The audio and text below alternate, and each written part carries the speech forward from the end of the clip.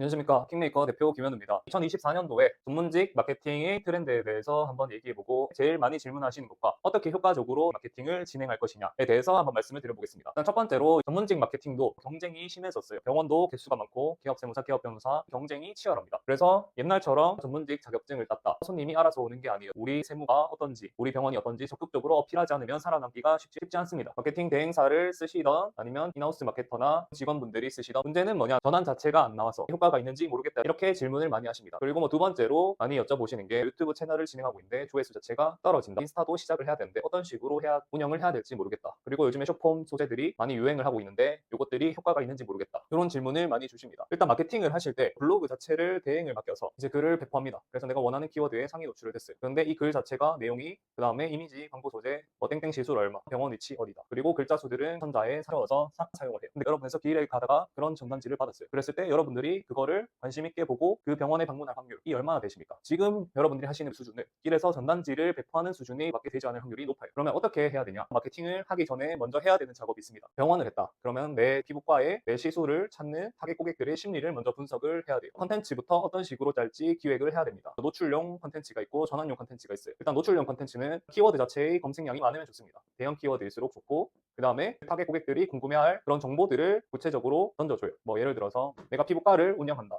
블로그에 키워드를 잡아요. 들어서 강남 30대 피부 처지 이런 키워드들을 넣어서 글을 씁니다. 여기서 세부 내용의 울세라와 써마지의 차이점 이런 식으로 글을 써요. 그랬을 때 이 시술에 관심 있는 타겟 고객분들이 많이 들어옵니다. 그러나 우리 병원으로 오진 않아요. 내 브랜드 블로그의 노출 자체를 높여줍니다. 그럼 전환용 컨텐츠는 뭐가 있냐? 시술한 것들의 후기 그리고 사례, 포트폴리오 이런 고객 후기들이 중요합니다. 내가 울세라를 땡땡 병원에서 받았는데 좋아졌다. 이런 것들을 블로그에 쓰든 뭐 카페 침투를 하든 어플류에서 바이럴을 시키든 일단은 전환을 시키려면 이런 후기, 사례, 포트폴리오 컨텐츠가 중요해요. 포트폴리오 자체가 많이 쌓여있는 매장이면 경력, 건수, 차별화 이유를 브랜딩을 어느 정도 씌워서 요거를 계속 강조를 해요. 그리고 많이 물어보시는 게 요즘에 인스타 같은 거 보면은 병원 의사들도 뭐 춤추고 릴스 찍어서 인간적인 매력들을 보여주는데 셀프 브랜딩을 해야 되냐? 요게 유행을 하고 있는 것 같은데 여기에서 대표 원장님이 인간적인 매력이 충분하다. 이렇게 하면은 해볼만 해요. 그렇지만 이런 전문직 타겟 고객의 심리들은 인간적인 매력도 중요하지만 이 업종 자체의 특성상 전문성 강조가 중요합니다. 그래서 셀프 브랜딩을 한다 하더라도 후기, 사례, 포트폴리오 등으로 셀프 브랜딩을 하시는 것을 추천드려요. 타겟 고객 심리 분석이 어렵게 생각하실 수도 있는데 간단하게 예를 들어보겠습니다. 지방흡입 병원을 찾고 있는데 일단 첫 번째 가격, 두 번째 고객의 심리는 내가 지방흡입을 하고 나서 뭐 하루 이틀 만에 출근을 할 수 있냐, 뭐 이런 회복 기간들이 빠르게 진행할 수 있냐, 그리고 세 번째로 이제 내가 지방흡입을 할 때 내가 원하는 라인으로 빼줄 수 있냐, 혹은 부작용이 없냐, 마음에 안 들면